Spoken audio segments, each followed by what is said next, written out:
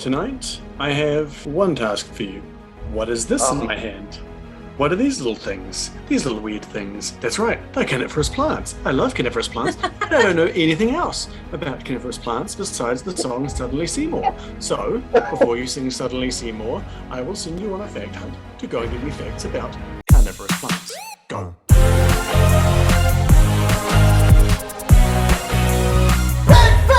Kia ora koutou, and welcome to the Big Fact Hunt, the game show podcast YouTube channel where we get my big fact hunters to find me facts for me, the Big Fact Controller. I would like to have some facts about carnivorous plants because I think they're really cool, but I don't know anything about them. First person to give me a fact is going to be my good friend Jen. What do Venus flytraps have in common with the fossilized teeth of the megalodon shark, strawberries, and clay? I believe I know, but I know this. They're all delicious. They all are the actual answer- gifts I would like. is the answer something to do with a big meteor hitting the Earth at 1,000,000 miles an hour? No, I don't think it is. Oh, okay. Unless it's in a butterfly flaps its wings in the rainforest kind of way. Well, my connection is just that they're all state symbols of North Carolina. Oh, wow. So American Amazing. states have shitloads of symbols, it turns out. So the Venus flytrap is the official carnivorous plant of North Carolina. The fossilized teeth of the megalodon shark are the official state fossil of North Carolina. Incredible. Strawberries and blueberries, in fairness, are the official state fruits of North Carolina. And the official artistic medium of North Carolina is clay. That is well off what I was thinking.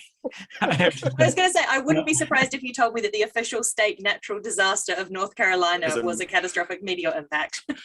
We wish it was. Had lots of disasters. So I thought you were backing up the tree of 65 million years ago. There was this rather large thing that hit the Earth, killed T-Rex, and Spoiler alert.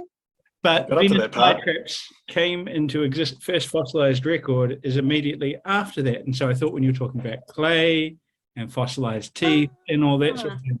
So T-Rex stopped, Venus flytrap started. I'm not saying one caused the other, but But notably, Venus flytrap's also famous for having very small arms. Yes, and maybe scavengers. It's Sam Smith.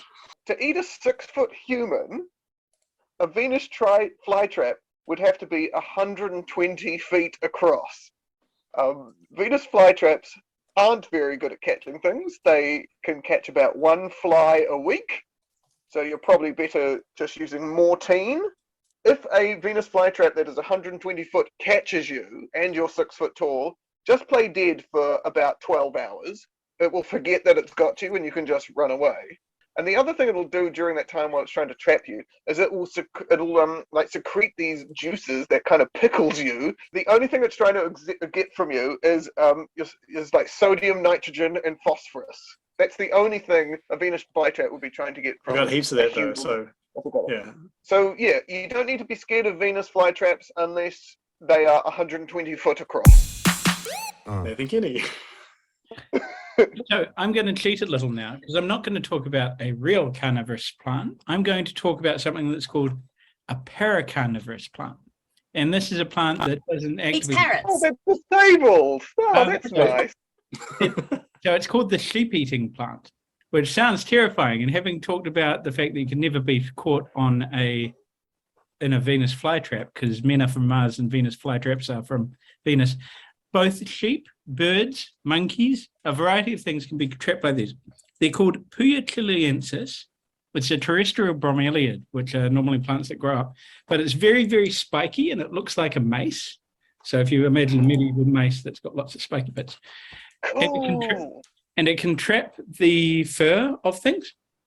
So it's on record as having trapped sheep, as having trapped, so birds can get spiked in it, other things. They then die and rot next to the plant, and the plant doesn't eat them, but it gets the nutrients that way. From the circle of life. When they die, their body becomes the grass. The antelope eat the grass. Yeah, then the plant eats the antelope. Yep. And so, yeah, watch out for that if you're ever in Chile. I will, because I plan on dying next to a plant at some point. Sam Smith. Slide on down. I looked up Venus flytraps, but I got stuck on the first word, so I learned about Venus, and it's amazing. Didn't you know it's a planet? It is the second closest to the sun. It is the hottest planet. What? But here's my thing. If you were on Venus, it would be very hard to fly, and you would be trapped down because the atmosphere is 90 times the atmospheric pressure that we have here on Earth. So you'd be crushed. It'd be awful. It's also sulfuric acid, I think. Yeah, it's 85% carbon dioxide, and basically the rest is sulfuric acid. So it's not great, but it Sell it. Oh no, I'm saying being in Venus isn't great. The fact's fantastic. And the other thing about Venus is that it spins the other way from all the other planets. Thank you very much, Venus. I like that one because Uranus, and I always say Uranus, spins on its side, and people think that's because it got bonked by another planet.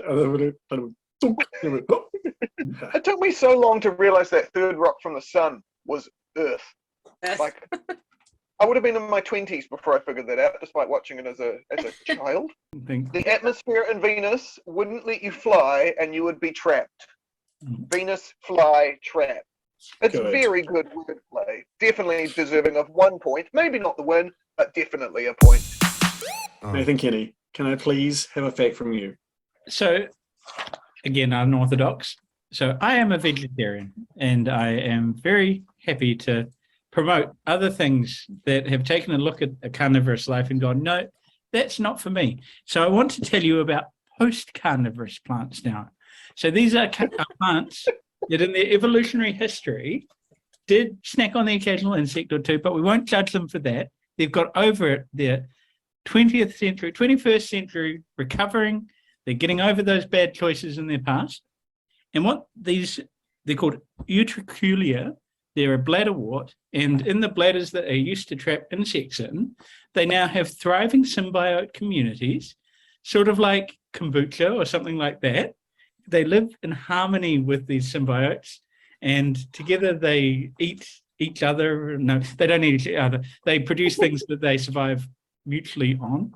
And yeah, they're a happy, thriving community of like-minded plants that don't need to eat insects anymore. Thank you very much.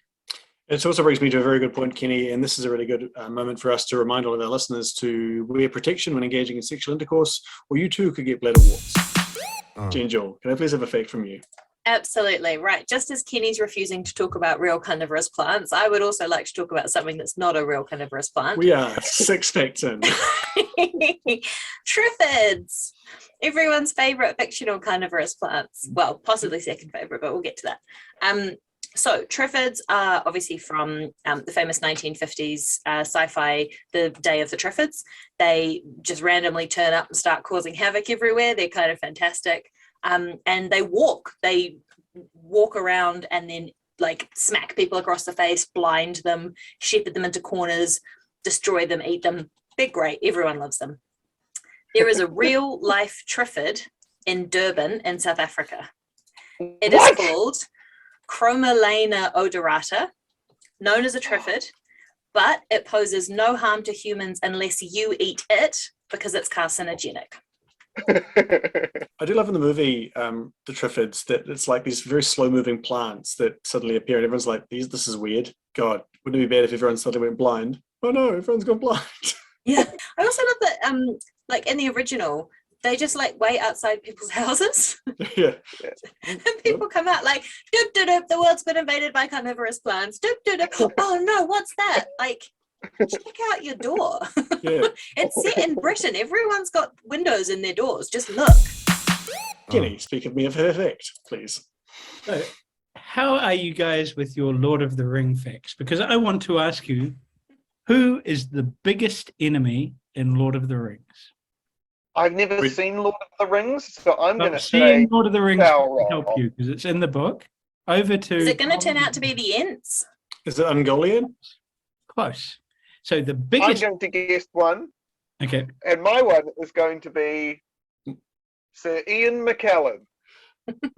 Morgoth. No. Is it Morgoth? It is Old Man Willow. Do you guys remember Old Man Willow? Oh. He's the first. Is he in the Tom Bombadil section? That's Yes, really he's boring the- and that everyone skips. The very first hostile character that the hobbits encounter when they leave. So they set camp next to him, and he's in the form of a willow, but his roots go Classic.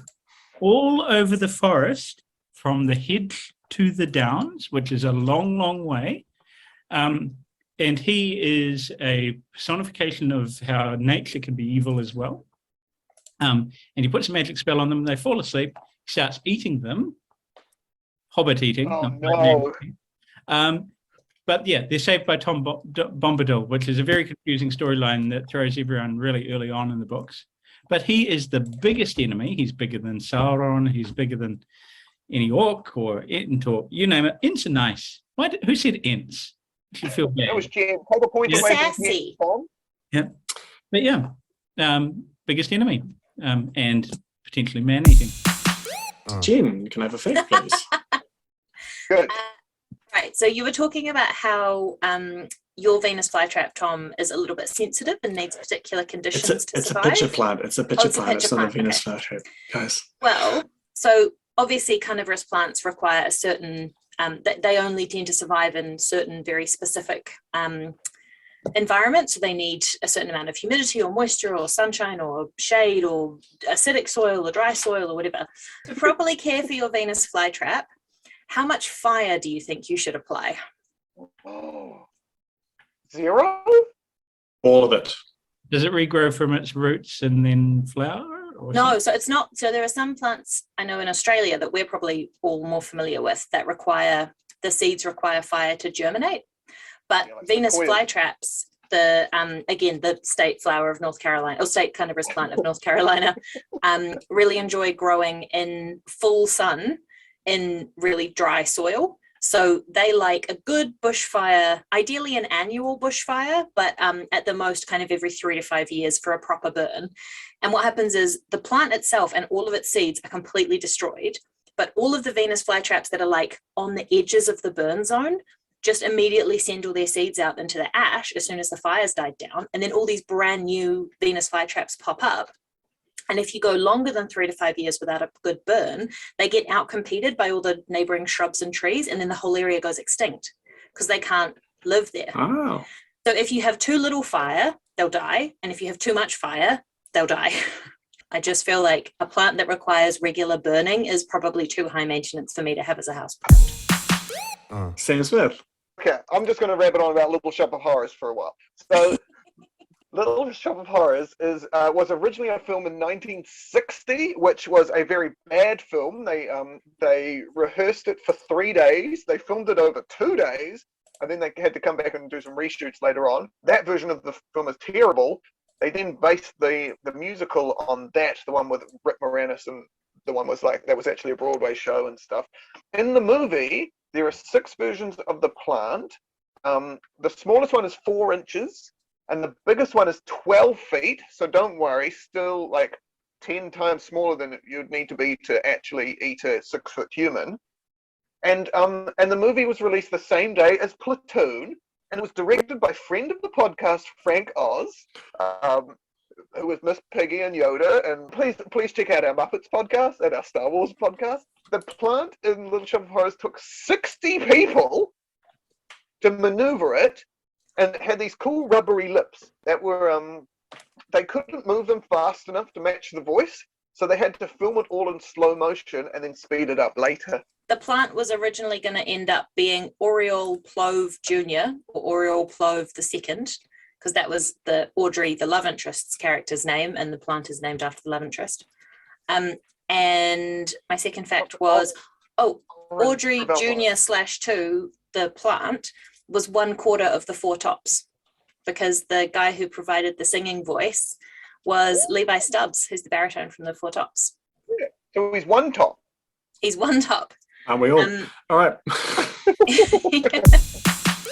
Jed, can I please have a fact from you? You can. So in my quest to look at plants with interesting eating habits, I came across a kite-eating tree, which is one of the silent antagonists in the Peanuts comic strips.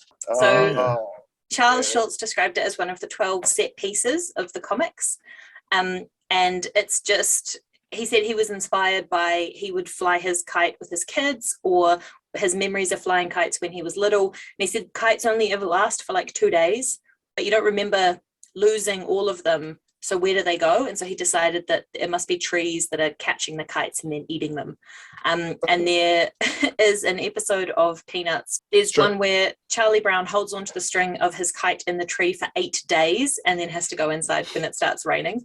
And then in another one, he bites the tree and then gets chased by the Environmental Protection Agency, who are hunting him for cruelty to the tree. So the tree eats the kite and Charlie Brown bites the tree. It's like a circle of life thing again. It's beautiful. Oh, yeah. Sam, can I have a fact from you? Tom, you said before that you have a pitcher plant. I do. What colour is it? Green and yellow. Okay. Oh, a bit of red. Quite a bit of red, actually. Okay. Well, you're lucky, because if you've got the purple pitcher plant, the roots and leaves of that will make you piss and shit yourself. It used to be used back in the day as a diuretic and a laxative, but they also, but they thought it was they thought it could be used to like treat scarlet fever and smallpox and measles and stuff like that. Just because of those things, it'll make you lose a bunch of liquid in your body, which isn't great for you. So don't do it. Why you guys keep saying purple pitcher plant is making it sound euphemistic as well. I just want to point that out. Does actually sound like it, doesn't it? Nathan Kenny. So I want to talk to you about yew trees, which are always found in graveyards even, Trees. over in the UK, and quite often found in graveyards around the world. So the reason that they're commonly planted, aside from looking all creepy and spiky and all that sort of thing, they've got a long association with being used around funerals. So people will often cut bits of yew and put it into coffins with the deceased, branches. And it all goes back to, so the goddess of death and necromancy and witchcraft, but mostly death, in Greece was called Hecate or Hecate. And her tree was the yew tree. And often witches will ride on yew branches and all that sort of thing. So long association with death. And I've got to read this segment because it's the language is great. So yew trees are said to draw and imbibe the gross and oleaginous vapors exuding out of the ground. And so yew trees are eating people via the stuff that is out of them. Isn't oleaginous vapor kind of a contradiction in terms? Because oleaginous means oily. How can you have an oily vapor? You know oily vapors. That's what happened when I cooked my steak today. Sort of gross. and all that sort of thing. So oleaginous vapors is now my new alter ego. Hello there, it's me, oleaginous vapors, and I'm here to take your children and sell them to many more people. Operation Yew Tree was the thing that the British police did to get all the pedos. So everything you've said relates to that. Well done, Kenny. Thanks for bringing that up. Great. Jeez, way to ruin my great new alter ego. Sam, it's your fact now. Did you know that Venus flytraps were named for the very first time on the 1st of September in 1768, which is 217 years to the day since they found the Titanic at the bottom of the Atlantic Ocean in 1985. What are the chances of that? Extremely high that two things Very happened low. on the same day 200 years apart. Very low. So I'll be honest with you, when I first read that fact, I was like, oh, it's the 1st of September. That's the same day as all horses have their birthday. So I looked that up to double check, and I've got the month wrong. It's the 1st of August that all horses have their birthday. So I was like, damn it, what else happened on the 1st of September? And I was running out of time. So I just looked at the second thing in the list, which was the Titanic thing. Don't know how you're going to top that, Kenny, but please top that. You guys know that Venus flytraps can count. I didn't. That's why I got you to do these facts, Kenny. So I'm putting it down because I've had to actually give a fact about carnivorous plants here. And so Venus flytraps takes them a lot of energy to close to exude all of the proteolytic enzymes, the breakdown flies, and all that sort of thing. So they don't want to close unnecessarily and waste all that energy. So when a fly first lands, it could be a fly or it could just be a breath of wind or something. So it'll touch one of the little hairs on the Venus flytrap. And the Venus flytrap thinks, or well, it probably doesn't think, but things happen. Goes, okay, that was one. And it waits for a second hair to be brushed nearby, but not too close, just nearby. And if it gets 1, 2, it'll go like that. And if it doesn't get 2 in quick succession, it'll just stay open. So yeah, plants can count. And they're counting on you to look after them. So go on, Morty. Burning down a forest. I read somewhere that it takes 5 for it to secrete the protein mix. So it's you basically, maybe that's why, Sam, if you get caught by the 120-foot long one, you just play dead. Because if you wriggle around and you set off the other 3, then it'll go squirt out all the delicious digesty things. This is just one of those podcasts. Again, on that note, give me the last fact of the big fact hunt. Me? I found out that when you research things like man-eating plants and you come upon Wikipedia lists, sometimes you may be led to believe that things have different weightings than they actually do. So as an example of this, in the man-eating plants in popular literature list, there's an entry right at the end that says Poltergeist, 1982, is a film in which a backyard tree comes alive and grabs and devours a child. I think you'll find that's not the plot of Poltergeist. It is one thing that happens very briefly in Poltergeist. But according to the man-eating plants page, that's all that film's about. They just watch that scene and then they turn it off and then they're like, well done. What's for dinner? Great. In the Harry Potter series, a series about a tree that beats up a car. There is a kind of carnivorous plant in Harry Potter, and it escapes me. It's Devil's Snare. Devil's Snare is based on an actual a myth that came about in the late 1800s in America. They had a couple. There was the Madagascar tree, which had basically snake arms, and you would put a sacrifice in the roots of the tree, and then the arms would come around and squish it to death and then eat it somehow. Everyone would just leave and not watch it eating because that would be rude. No, the devil's snare apparently was a plant that was covered in octopus suckers, and if you fell into a bush of devil's snare, the suckers would all puncture your skin and it would drain you of blood. But it's not true. It was just a hoax. The very first thing I Googled for this was, is there such thing as a penis fly trap?